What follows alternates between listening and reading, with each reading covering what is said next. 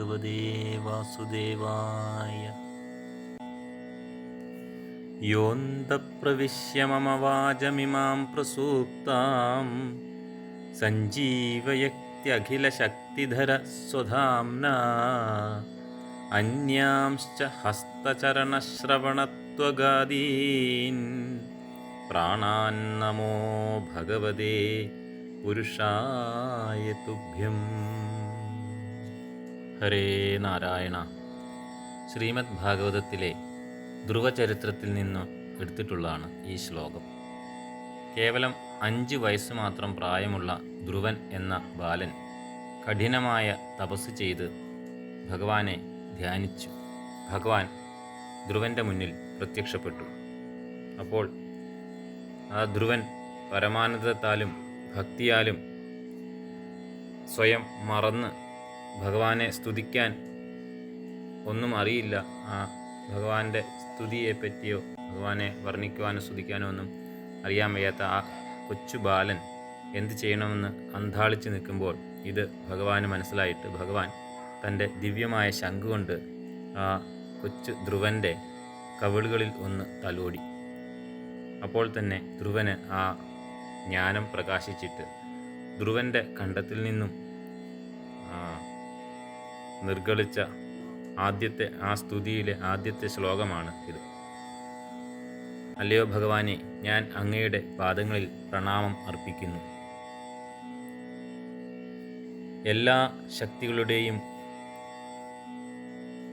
ഉടമയും എൻ്റെ ഉള്ളിൽ പ്രവേശിച്ച് എൻ്റെ ഉറങ്ങിക്കിടക്കുന്ന വാക്കിനെ സജീവമാക്കുകയും കൈകാലുകൾ, ചെവികൾ, ത്വക്ക്, മറ്റ് ജീവശക്തികൾ തുടങ്ങിയ എല്ലാ അവയവങ്ങളെയും അങ്ങയുടെ സാന്നിധ്യത്താൽ ശക്തിമത്താക്കുകയും ചെയ്ത പരമപുരുഷനായ ഭഗവാനെ അങ്ങേക്ക് പ്രണാമം. അതായത് ആ കൊച്ചു കുട്ടിയുടെ കവിളിൽ ഭഗവാന്റെ ദിവ്യമായ ശംഖ് തട്ടിയപ്പോഴേക്കും ആ ധ്രുവനിൽ ജ്ഞാനം പ്രകാശിച്ചിട്ട് ആ സ്തുതിഗീതങ്ങളായിട്ട് പുറത്തേക്ക് ഒഴുകുകയാണ്.